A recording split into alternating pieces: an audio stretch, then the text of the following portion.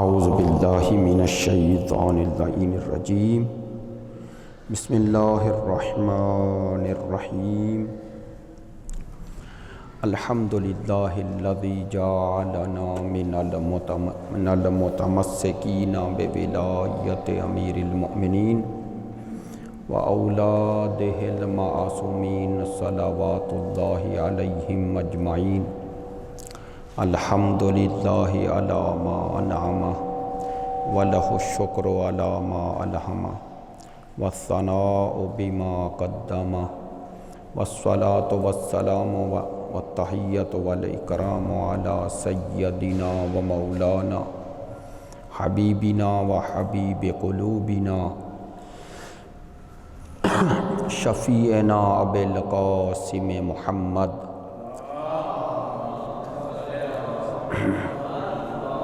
وآلہ الاطیبین الاطہرین الاجمدین الامجدین الذین اذھب اللہ عنہم الرجس وطہرہم تطہیرا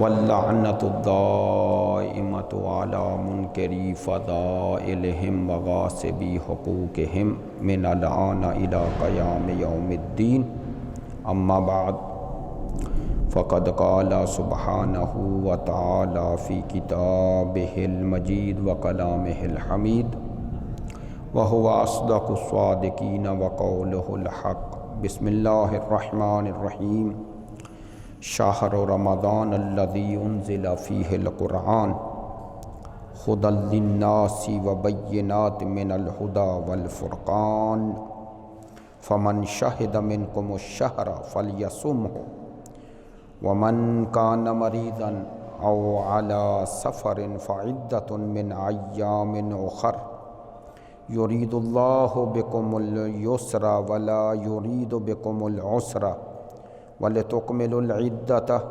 ولتكبروا الله على ما هداكم ولعلكم تشكرون صدق الله العلي العظيم إن الله وملائكته یصلون علی النبی یا ایہا الذین آمنوا صلوا علیہ وسلموا تسلیما صلی محمد آل محمد۔ سلسلہ گفتگو کی 5ویں نشست ہے۔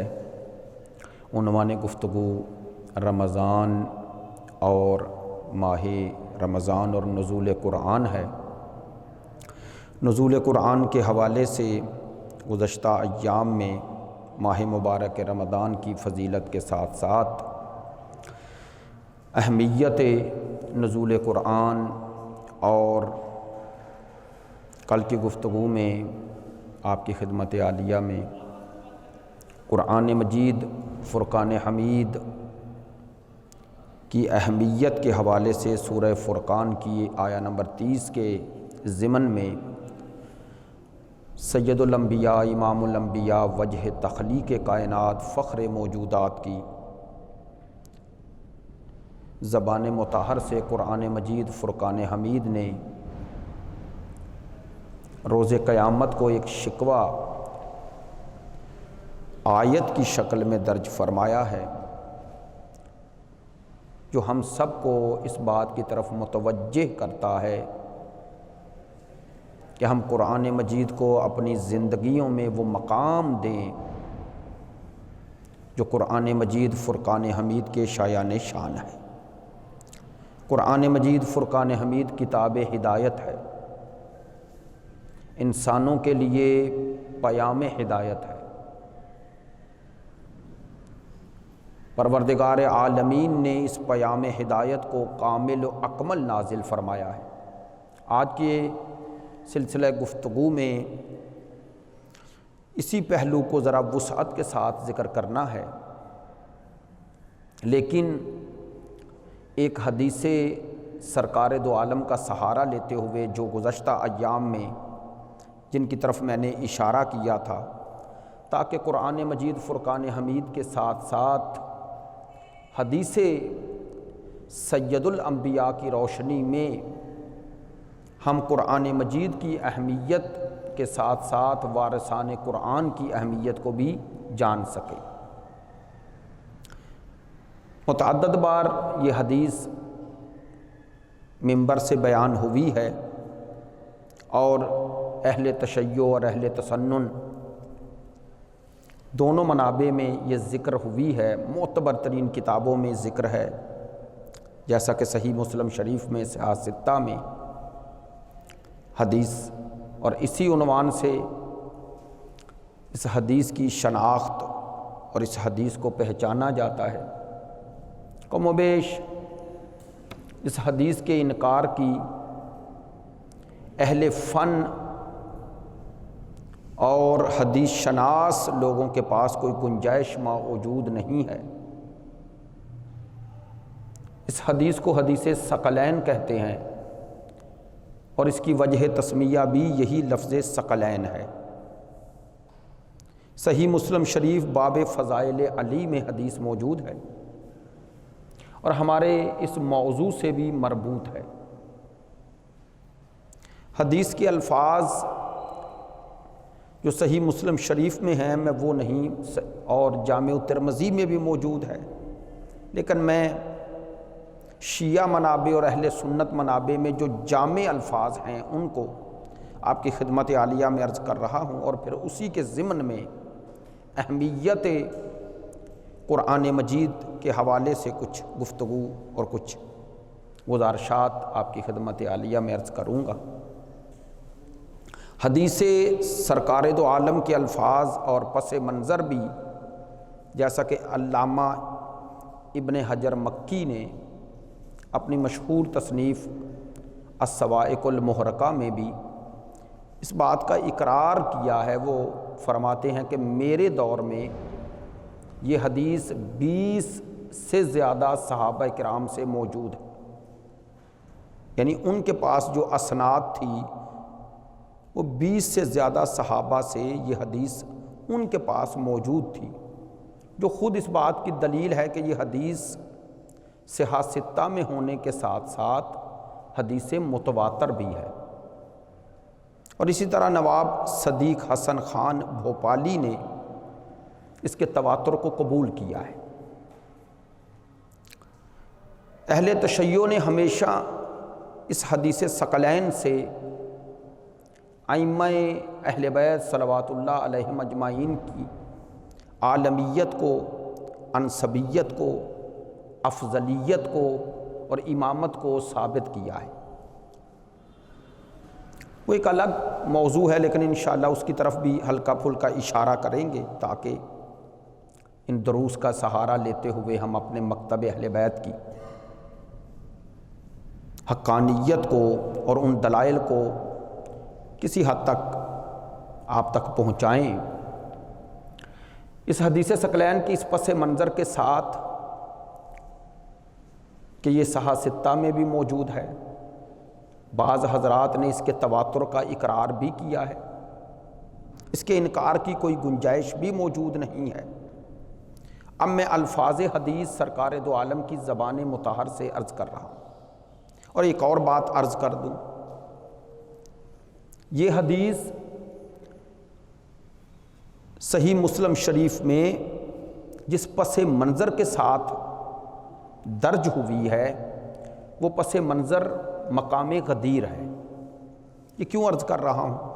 تاکہ آپ تک یہ بات پہنچے اور ہمارے ناظرین تک بھی کہ مقام غدیر پر سرکار دو عالم کا اس حدیث کو بیان کرنا یہ اس بات کی دلیل ہے کہ صحابہ کے ایک جمع غفیر تک اس حدیث کو پہنچایا گیا، اور اس حساس موقع پر جس کی تعداد کم و بیش ہزاروں میں اور بعض کتب میں 1,20,000 کا مجمع، اور وہ جمع غفیر صحابہ کا جو لکھا گیا اس میں سید الانبیاء کا اس حدیث ثقلین کو بیان کرنا یہ خود امت مسلمہ کو اس بات کی طرف متوجہ کرتا ہے کہ سرکار دو عالم کے پیش نظر اس حدیث ثقلین کو اس جمع غفیر میں سنانے کا مقصد کیا تھا؟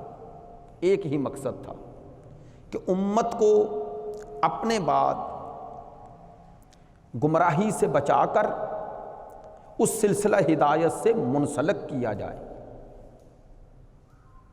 اور امت کو وہ نسخہ کیمیائے ہدایت عطا کیا جائے، اور امت کو بتایا جائے کہ میرے بعد اگر گمراہی سے بچنا ہے تو کن کی اتباع اور پیروی کرو۔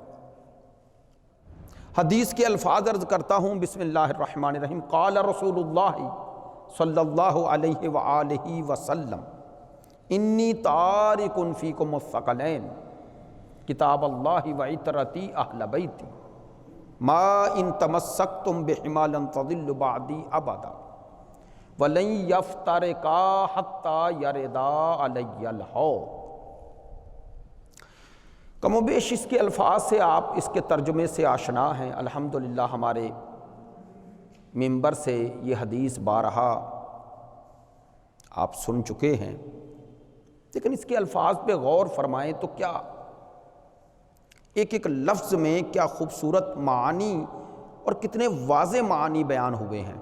لیکن میں اب ظاہر ہے اس حدیث کے حوالے سے متعدد بار گفتگو ہوئی اور بڑی وسعت اور تفصیل کے ساتھ گفتگو ہو چکی ہے، لیکن جو آج میرے اس ماہ مبارک رمضان سے مربوط سلسلہ ہے میں اسی پہ ہی زیادہ فوکس کروں گا۔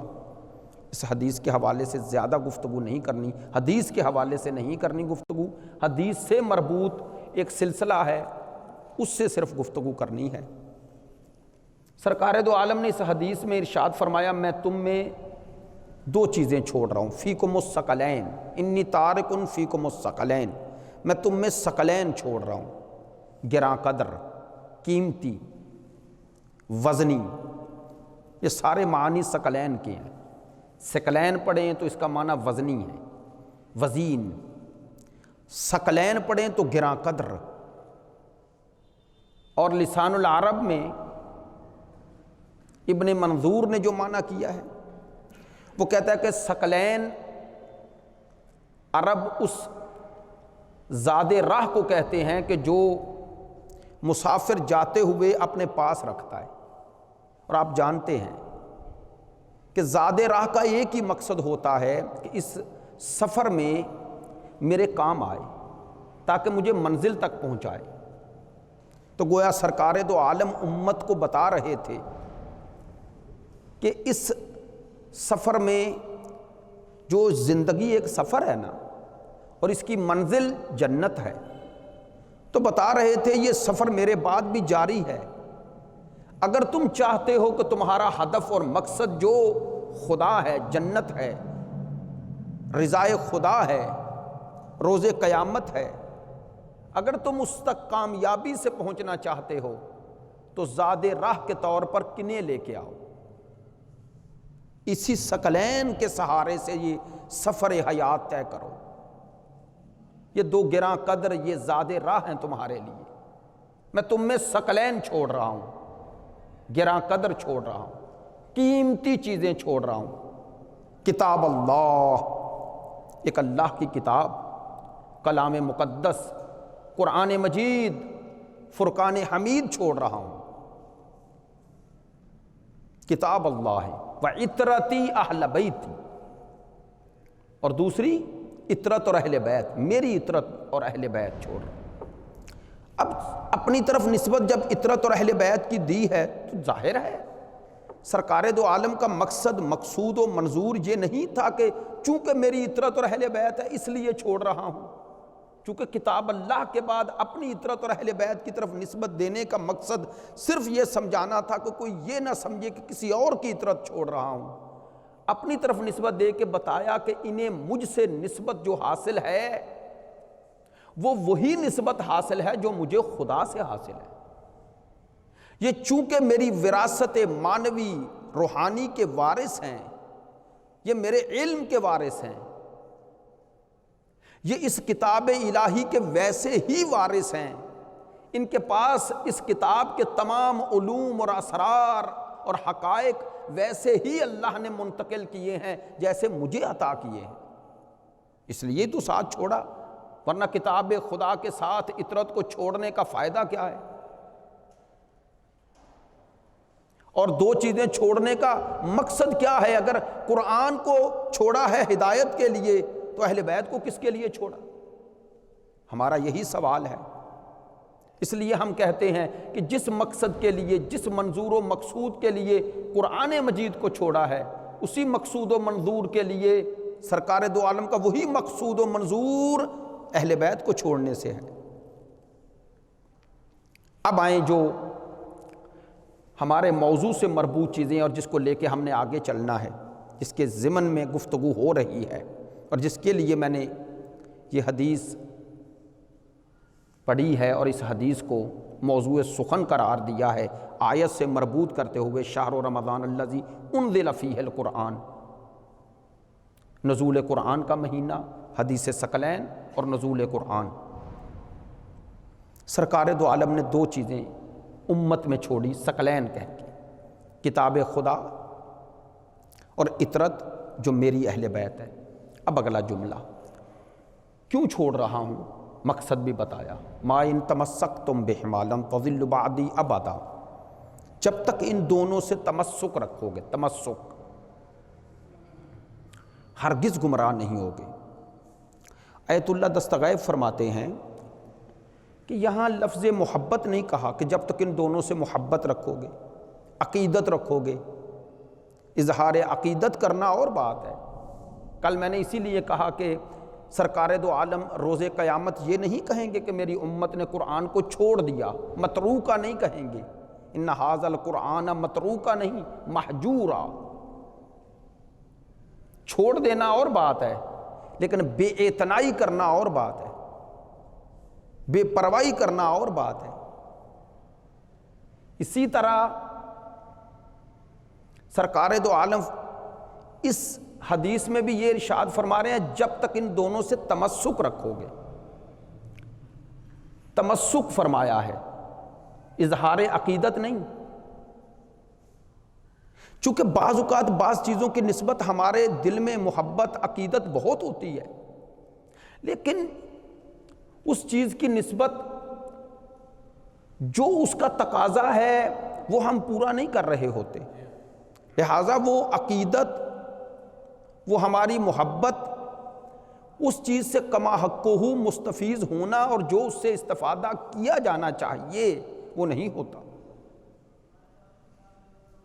اسی لیے لفظ تمسک کہا، تمسک۔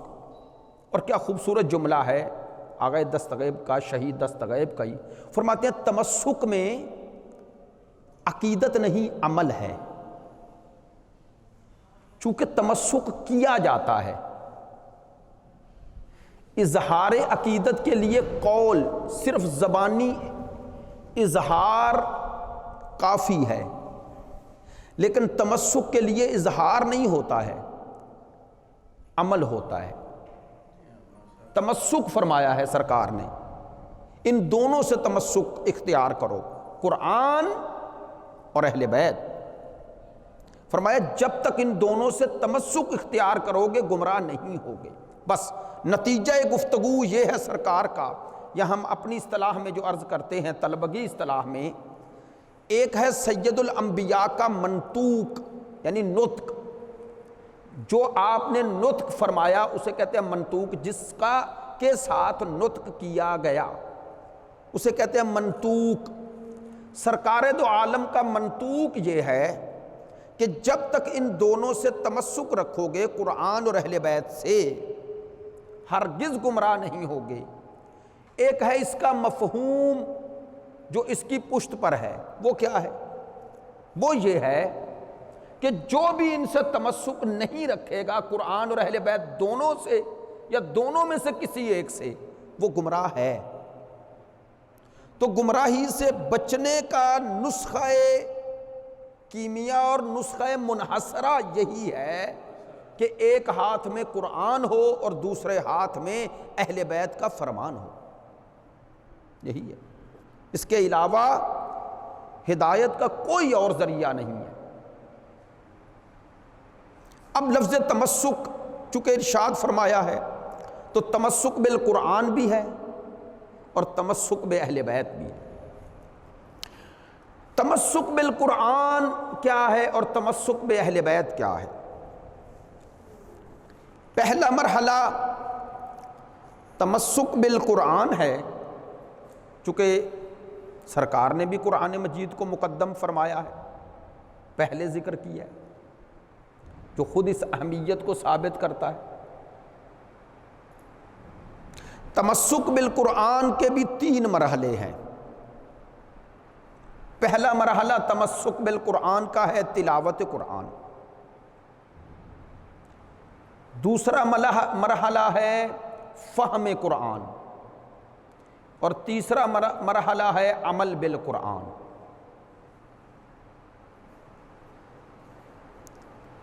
تلاوت قرآن، فہم قرآن اور عمل بالقرآن، اگر یہ 3 مرحلے ہم سر کرنے میں اور 3 مرحلے طے کرنے میں کامیاب ہو جائیں تو تمسک ہوگا قرآن سے۔ یہ تمسک بالقرآن تب ہوگا تو کم از کم قرآن مجید کا سب سے پہلا مرحلہ قرآن سے انس پیدا کرنے کا، قرآن سے قربت پیدا کرنے کا، قرآن کے قریب ہونے کا پہلا مرحلہ کم از کم یہ ہے، کم از کم کہ قرآن کی تلاوت کی جائے، تلاوت کی جائے۔ تلاوت قرآن پہلا مرحلہ ہے۔ واحد کتاب کلام مقدس قرآن مجید ہے کہ جس کی تلاوت اگر انسان وہ اپنے دل کی پاکی کے ساتھ اور وہ جس طرح قرآنی شرائط ہیں ان کے ساتھ اس کی تلاوت کرے تو یقین مانیے یہ آپ کو جذب کرے گا، یہ آپ میں اکتاہٹ پیدا نہیں ہونے دے گا۔ قرآن واحد کتاب ہے جسے جتنا پڑھا جائے اتنا انسان کی جاذبیت، اس کی جاذبیت میں اضافہ ہوتا ہے۔ میں چند احادیث آپ کی خدمت عالیہ میں عرض کرتا ہوں تاکہ ہم اہمیت تلاوت قرآن کے حوالے سے کچھ متوجہ ہو جائیں۔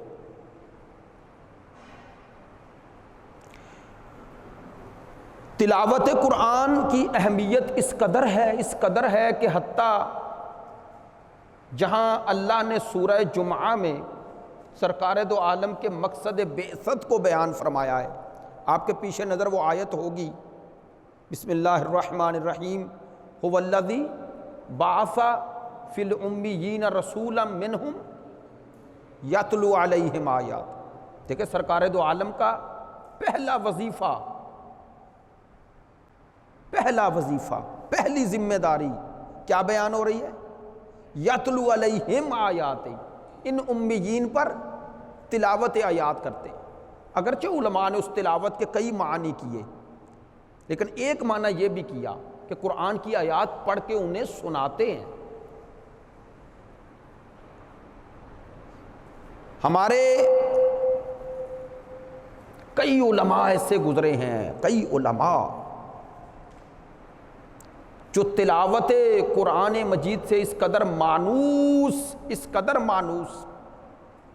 کہ انہیں 10 سے 15 منٹ بھی ملتے تھے تو تلاوت قرآن سے ہی مانوس تھے۔ میں نے امام خمینی رحمۃ اللہ علیہ کی حالات زندگی میں پڑھا کہ امام خمینی جب درس پڑھا کے گھر میں آتے تھے نماز سے فارغ ہو کے ظہرین کی، تو جو نماز اور کھانے جب گھر میں آتے تو بعض اوقات کھانے میں 10-15 منٹ لگ جاتے تو فوراً قرآن کھول لیتے۔ ان کی بیٹی نے ایک دن کہا کہ بابا جان 15 منٹ تو سارے ہوتے ہیں، 10 منٹ ہوتے ہیں۔ فرماتے ہیں یہ 10 منٹ میرے لیے غنیمت ہوتے ہیں کہ میں اتنی دیر میں قرآن سے دور نہ رہوں۔ آپ جانتے ہیں ہم مجالس میں یہ سنتے ہیں لیکن کاش اس کے ہدف کی طرف بھی متوجہ ہو جائیں کہ سید الشہداء کا کربلا میں روز عاشور جب سر تن سے جدا ہوا تو ظاہر ہے سر تن سے جدا ہونے کے بعد ہم جانتے ہیں، مانتے ہیں، ہمارا ایمان ہے کہ ائمہ اہل بیت ولایت تکوینی بھی رکھتے ہیں اور شہید بھی تھے، دونوں درجے حاصل تھے۔ وہ ولایت تکوینی ایک الگ درجہ، اور شہید ہونے کے حوالے سے اللہ نے شہداء کو زندہ کہا ہے، اور اس زندگی سے ایک مراد یہ بھی ہے خدا کے ارادہ اگر شامل حال ہو جائے تو وہ قوت گویائی بھی ہے۔ لیکن آپ بتائیں، امام حسین علیہ السلام کے سر نے، شیعہ سنی دونوں نے مانا ہے، وہ شام یا کوفہ میں جو نوک نیزہ پہ کلام کیا ہے وہ کیا تھا؟ اللہ اکبر۔ سید الشہداء کے علامہ سیوطی نے بھی لکھا ہے، یعنی اہل سنت نے بھی قبول فرمایا ہے اور اسے ہی دلیل قرار دیا ہے کہ وہ آیت قرآن کی حقانیت کو، جس میں اللہ نے شہداء کو زندہ کیا ہے، فرماتے ہیں اللہ نے اس آیت کی ایک دلیل امام حسین کے اس نوک نیزہ پر تلاوت قرآن کی شکل میں امت کو دکھائی ہے۔ تو امام حسین علیہ السلام نے بھی شہادت کے بعد اگر کوئی کلام کیا ہے تو قرآن ہی پڑھا ہے، یعنی کہنا چاہیے کہ سر کٹنے کے بعد بھی خدا کی اس کائنات میں اگر حسین گویا ہوئے ہیں تو قرآن ہی تلاوت کیا ہے۔ خدا جانتا ہے کہ حسین ابن علی کو قرآن سے کتنی محبت ہے کہ سر حسین تلاوت قرآن کر رہا ہے، سورہ کہف کی تلاوت کر رہے۔ اب ایک چونکہ ماشاءاللہ آپ نوجوان ہیں، میرے سامنے موجود ہیں، خداوند متعال آپ کی توفیقات خیر میں اضافہ فرمائے۔ روایت پڑھ رہا ہوں، اور روایت ہے، کتاب بھی آپ کے سامنے، شیخ کلانی کی کتاب کافی ہے، جلد نمبر 2 ہے، صفحہ نمبر 603 اور 604 ہے۔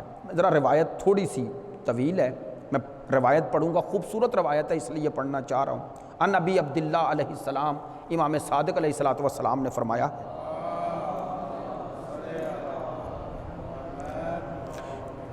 قال من قرأ القرآن وهو شعب مؤمن اختلط القرآن بلحمہ ودمہ۔ اللہ اکبر۔ فرماتے ہیں، امام فرماتے ہیں کہ جو قرآن کی تلاوت کرے اور جوان مومن کرے، فرماتے ہیں تلاوت بھی کرے اور ایک جوان مومن تلاوت کرے، تو فرماتے ہیں کیا ہوتا ہے جب ایک مومن جوان قرآن کی تلاوت کرتا ہے، نوجوان تلاوت کرتا ہے، امام فرماتے ہیں یہ قرآن اس کے خون اور اس کے گوشت میں مخلوط ہو جاتا ہے، اختلاط، مخلوط ہو جاتا ہے۔ وَجَعْلَهُ اللَّهُ عَزَّ وَجَلَّ مَعَ السُّفْرَةِ الْكِرَامِ الْبَرَرَةِ۔ اللہ اکبر۔ فرماتے ہیں خداوند متعال اس جوان مومن کو ان فرشتوں کا رفیق بنا دیتا ہے، ان فرشتوں کا، سفرۃ البرۃ الکرام، ان فرشتوں کا جو اللہ کے پیغام رساں ہیں، یعنی جو اس کائنات میں اللہ کے پیغام رساں ہیں، جو اولیاء اوصیاء کے لیے پیغام لاتے ہیں، اللہ ان کا اسے رفیق بنا دیتا ہے، ہمراز بنا دیتا ہے، دوست بنا دیتا ہے۔ یعنی بعید نہیں، اگر یہ جوان مومن اس تلاوت کو جاری رکھے تو اللہ اس کے قلب پر ان فرشتوں کے ذریعے اپنے کچھ راز کھول دے، اور اس کے لیے وہ راز کھل جائیں۔ معصوم فرما رہے ہیں، یہ کوئی مبالغہ تو نہیں نا معصوم فرما سکتے۔ معصوم فرماتے ہیں اللہ اسے ان فرشتوں کا جو پیغام رسان ہے، جو اللہ کے، آپ جانتے ہیں کہ کائنات میں اللہ کے فرشتے اس مدبرات امر ہیں جو اللہ کے احکامات کو، اس امور کو دائماً، اللہ کے امور کو اس لوح محفوظ سے اس کائنات میں نافذ کر رہے ہیں۔ فرماتے ہیں اگر ایک جوان مومن تلاوت قرآن کو اپنا معمول بنا لے تو اللہ انہی فرشتوں کا اسے رفیق بنا دیتا ہے۔ وَقَانَ الْقُرْآنُ حَجِيزًا عَنْهُ يَوْمَ الْقِيَامَةِ۔ اگلا جملہ فرماتے ہیں جب روز قیامت آئے گا تو یہی قرآن جس کی یہ تلاوت کرتا رہا، یہ تلاوت قرآن۔ آپ ایک جملہ عرض کر دوں تاکہ آپ کے لیے آسان ہو جائے اس کا فہم۔ یہ جو کچھ ہم اعمال نیک یا بد کرتے ہیں نا، مت سمجھیں کہ یہ ختم ہو جاتے ہیں، ان کا ثواب باقی رہے گا، نہ۔ روز قیامت ان کا ثواب ہمیں کیسے ملے گا، جزا کیسے ملے گی، سزا کیسے ملے گی؟ یہ جزا و سزا کا معنی یہ نہیں کہ وہاں ہمیں کچھ اور ملے گی شاید، نہ۔ یہی جو کچھ ہم انجام دے رہے ہیں نا، یہی مجسم ہو جائے گا۔ جو ہم انجام دیتے ہیں ہمارے باطن میں اس کی ایک شکل بن رہی ہے۔ نیک اعمال کرتے ہیں تو حسین شکل بنتی ہے، بد عمل کرتے ہیں تو بد شکل بن رہی ہے۔ یوں سمجھیں، انشاءاللہ اس کی وضاحت بھی عرض کروں گا، میرا ایک دن موضوع ہے کہ انسان اس کائنات میں صورت لے کے آیا ہے اور سیرت لے کے جائے گا۔ جو لے کے آیا ہے وہ لے کے نہیں جائے گا، وہاں محشور اس کے ساتھ نہیں ہوگا جس کے ساتھ اللہ نے بھیجا، اس کے ساتھ ہوگا محشور جو لے کے جا رہا ہے۔ یعنی یہ جو ہمارے ہاتھ میں ہمارے اختیار اور ارادے سے قلم دیا گیا، جو کچھ ہم کر رہے ہیں، وہاں وہ ہماری اصلی شکل و صورت بنا دی جائے گی۔ جو ہمارا باطن ہے وہاں ظاہر ہوگا، ہماری اصل صورت وہاں پر ظاہر کر دی جائے گی جو ہم بنا رہے ہیں۔ ہمارے خیالات، ہمارے افکار، ہمارے نظریات۔ لہٰذا مت سمجھیں اگر آپ کچھ پڑھ رہے ہیں تو وہ پڑھنے سے آپ کے افکار بن رہے ہیں، اس افکار سے آپ کے کردار بن رہے ہیں، اعمال بن رہے ہیں۔ اگر کچھ دیکھ رہے ہیں تو وہ دیکھنا بھی محفوظ ہے، اگر کچھ سوچ رہے ہیں تو وہ سوچنا بھی محفوظ ہے، بول رہے ہیں تو بولنا بھی محفوظ ہے۔ ہماری یہ پوری حیات محفوظ ہے، اکائی کی طرح ہے، اکائی کی طرح۔ اس میں وحدت ہے۔ یہ کثرت ہمیں لگتی ہے کہ ہم بچپن سے جوانی اور بڑھاپا اتنی بڑی ایج گزار لی، نہ، اللہ کی نظر میں یہ ایک ہے، ایک وحدت ہے۔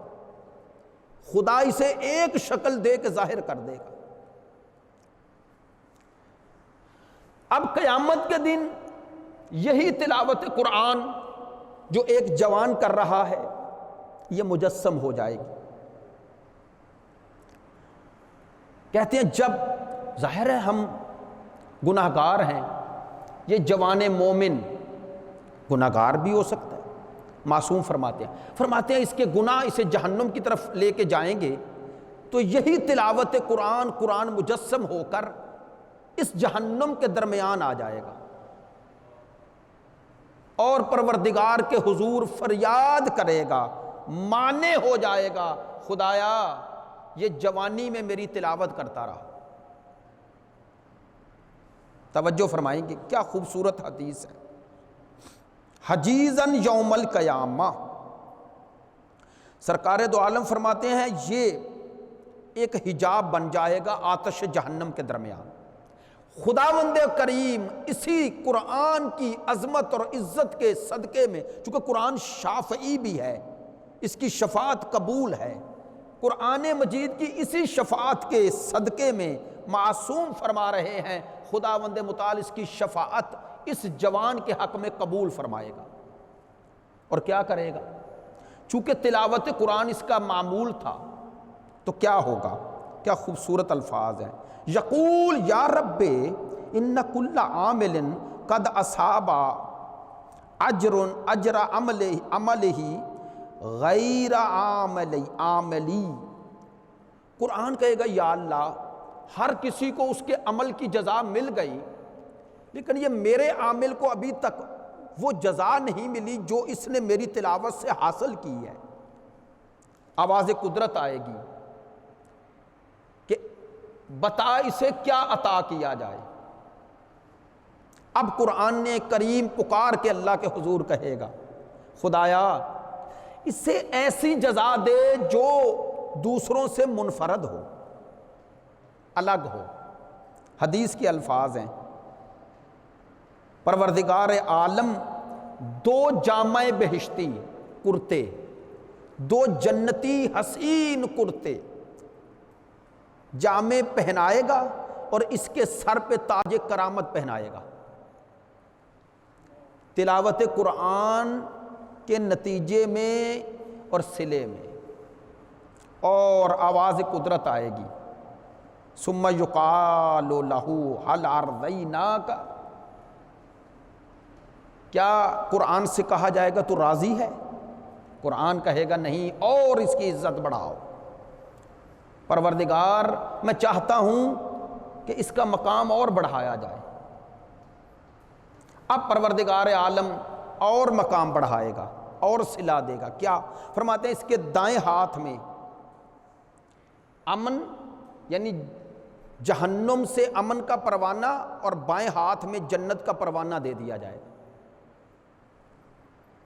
اور پھر پوچھا جائے گا قرآن سے راضی ہو؟ نعم، ہاں میں راضی ہوں۔ تلاوت قرآن، انس با قرآن، اہمیت قرآن، کاش ہماری مجالس میں، محافل میں، گھروں میں، دیکھیں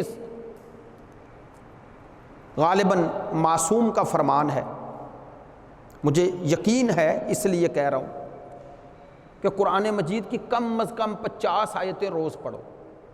نہ پڑھ سکو 50، میں اب کہہ رہا ہوں، معذرت چاہتا ہوں، 10 پڑھ لیں، 5 پڑھ لیں، معمول بنا لیں۔ 5 آیتیں تو کوئی زیادہ نہیں۔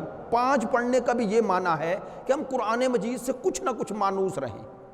پھر ایک اور بات کہتا ہوں، قرآن مجید کی کو پڑھنے کے لیے ہمارے ہاں وہ چونکہ ہم انڈیا پاکستان بر صغیر میں رہتے ہیں، قرآن کو پیچھا نہ ہو، قرآن ادھر نہ ہو، قرآن ادھر ہو، قرآن ادھر بیٹھ کے پڑھنا ہے، معذرت کے ساتھ قرآن کو کوئی پیچھا نہیں ہوتا۔ قرآن مجید فرقان حمید بالآخر آپ نے گھر میں بھی رکھا ہے، اوپر چھت ہے، چھت پر بھی جا رہے ہیں، یہ ایک توہم پرستی ہم نے رائج کر دی ہے۔ احترام قرآن کا معنی وہ ہے کہ عرف میں اسے توہین نہ سمجھا جائے۔ آپ بس میں، گاڑی میں، کہیں بیٹھے ہوئے قرآن پڑھیں، پچھلی سیٹ پہ بیٹھے ہوئے کوئی توہین نہیں ہے، درمیان میں ایک حائل چیز ہو گئی یا کوئی توہین نہیں، قرآن پڑھیں۔ دفتر میں، آفس میں ہے، پڑھ لیں قرآن، ٹائم ملا ہے نکال لیں، پڑھ لیں۔ سفر پہ طویل جا رہے ہیں، یہ فون میں قرآن ڈاؤن لوڈ کریں، پڑھیں۔ اسکول میں جا رہے ہیں، ٹائم ملا ہے، پڑھ لیں۔ کالج میں پڑھ لیں، 5 آیتیں پڑھ لیں۔ کہیں پر بھی آپ کو وقت ملے 5 آیتیں ترتیب سے پڑھتے جائیں۔ قرآن کی روز 5 آیتیں پڑھیں، کم از کم ایک ماہ میں 150 آیت پڑھ لیں گے، کم از کم 150 آیات پڑھ لیں گے۔ بعض پورے پارے 150 آیات پر مشتمل ہیں، بعض پورے سورے 50 آیتوں پر مشتمل ہیں۔ اگر توفیق ملے تو بعض آیات کی تفسیر پڑھیں، مختصر تفسیر نمونہ ہے، تفسیر کوثر ہے، تفسیر فصل الخطاب ہے۔ تفسیر نمونہ مختصر ہے، آسان ہے، سلیس ہے، کوشش کریں وہ پڑھ لیں، بعض آیات کی تفسیر پڑھیں۔ کیوں عرض کر رہا ہوں، اگر ہم لوگ قرآن سے مانوس ہوں گے اور قرآن کی تفسیر پڑھنا شروع کریں گے تو ہمیں منبر سے کوئی دھوکہ نہیں دے سکے گا، ہمیں اپنی مرضی کے معنی نہیں دے سکے گا۔ ہم قرآن سے انس پیدا کر لیں گے تو قرآن ہماری زندگیوں میں آ جائے گا، ہماری زندگیوں میں ایک روشنی، معنویت، روحانیت آئے گی، طاقت آئے گی، قوت آئے گی۔ کون سی قوت؟ معنوی، روحانی قوت۔ دوسری بات، بعض میرے چھوٹے بھائی ہیں، بہت خوشی کی بات اور آواز بھی جاتی ہے، آپ کے حافظے کی قوت میں، قدرت میں، طاقت میں قرآن مجید بہت مؤثر ہے، بہت زیادہ مؤثر ہے، امتحانات اور ان چیزوں میں بہت مؤثر ہے۔ قرآن مجید سے انس پیدا کریں، جیسے آپ نوح یاد کرتے ہیں، جیسے آپ دوسرے ذکر اہل بیت یاد کرتے ہیں، یقین جانیں اہل بیت خوش ہیں اگر قرآن بھی یاد کریں۔ یہ کیسے ہو سکتا ہے سید الشہداء خود تو نوکے نیزہ پر قرآن پڑھیں اور حسین کا ماتم کرنے والے کو قرآن پڑھنا نہ آئے؟ کیا امام حسین اس پہ خوش ہیں کہ ذکر حسین کرنے والا قرآن غلط پڑھے، قرآن پڑھنا نہ آئے؟ آیا یہ قرآن سے دوری نہیں ہے، یہ تمسک بالقرآن ہے؟ یہ تمسک بالقرآن کا کون سا مرحلہ ہے؟ ایک اور حدیث پڑھ دیتا ہوں اور پھر بات سمیٹ لیتے ہیں، آج موسم کی خرابی بھی ہے، بڑی خوبصورت یہ بھی حدیث ہے، اور آج کے تناظر میں، یہ کرونا وائرس کے تناظر میں اس حدیث کا مورد اور موقع بھی بڑا خوبصورت ہے۔ کیوں میں نے کہا؟ تاکہ ہمارے لیے اس کی اہمیت بھی۔ وسائل الشیعہ جلد نمبر 6 صفحہ نمبر 200۔ قال النبی، سرکار دو عالم سے منسوب حدیث ہے۔ قال النبی صلی اللہ علیہ وآلہ وسلم، صلوات پڑھ لیں سرکار دو عالم پر۔ سرکار دو عالم فرماتے ہیں نوّروا بیوتکم بتلاوت القرآن، فرماتے ہیں اپنے گھروں کو منور کرو، نورانی بناؤ۔ کس کے ساتھ؟ تلاوت قرآن کے ساتھ۔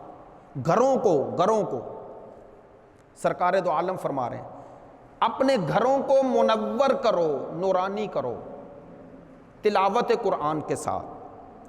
وَلَا تَتَّخَذُوهَا قَبُورًا كَمَا فَعَلَتِ الْيَهُودُ وَالنَّصَارَى صَلُّوا فِي الْكَنَائِسِ وَالْبِيعِ وَأَطَّلُوا بَيُوتَكُمْ۔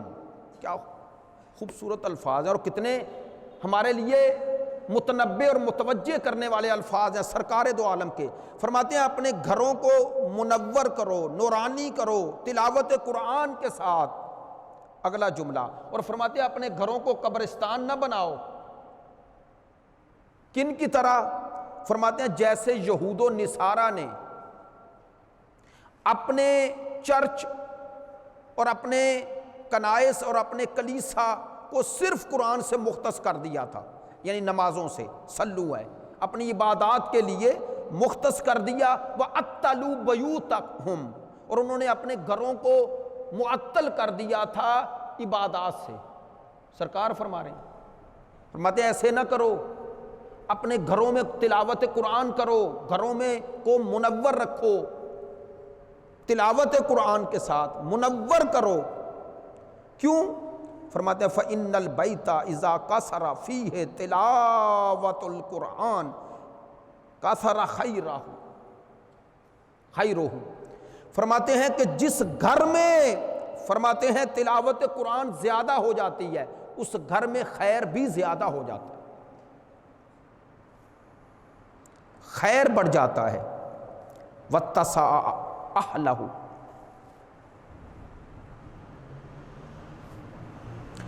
فرماتے ہیں اس کے اہل و عیال میں وسعت پیدا ہو جاتی ہے، یعنی خیر، اس کے گھر والوں میں، اہل و عیال میں وسعت پیدا ہو جاتی ہے۔ تلاوت قرآن سے خیر اور وسعت اس کے اہل و عیال اور خود اس صاحب خانہ کے لیے خیر اور وسعت کا سبب بنتا ہے۔ اگلا جملہ سنیے، وَأَضَاءَ لِأَهْلِ السَّمَاءِ كَمَا تُضِيءُ، اور فرماتے ہیں کہ جس گھر میں تلاوت قرآن ہوتی ہے، سرکار فرما رہے ہیں، فرماتے ہیں کہ وہ گھر آسمان والوں کے لیے، یعنی فرشتوں کے لیے، وہ گھر جس گھر میں تلاوت قرآن ہوتی ہے، وہ گھر آسمان والوں کے لیے ایسے ہی چمکتا ہے، ایسے ہی روشن ہوتا ہے جیسے زمین والوں کے لیے ستارے روشن ہوتے ہیں۔ یعنی آسمان والے زمین پر ویسے ہی ان گھروں کو دیکھتے ہیں جیسے زمین والے ستاروں کو دیکھتے ہیں۔ کما تضیء نجوم السماء لأہل الدنیا، لہٰذا اپنی زندگیوں کو، اپنے گھروں کو، اپنے اہل و عیال کو تلاوت قرآن سے مانوس کرنا چاہیے اور اس تلاوت قرآن کے ساتھ اپنی زندگیوں کو منور کرنا چاہیے۔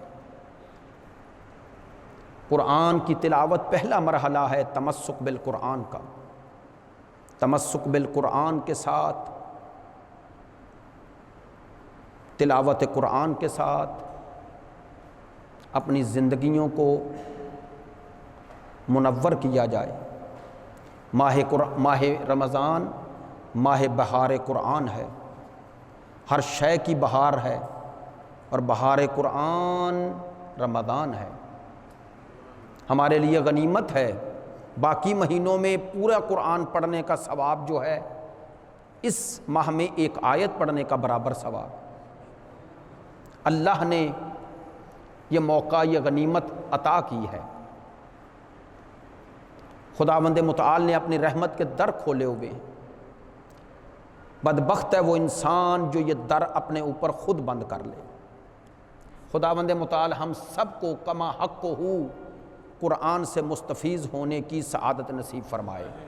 خدایا اس ماہ پر برکت، ماہ رحمت، ماہ مغفرت، ماہ نزول قرآن کا واسطہ پوری انسانیت اور مظلومین جہان، مستضعفین جہان پر اپنی رحمتیں نازل فرما۔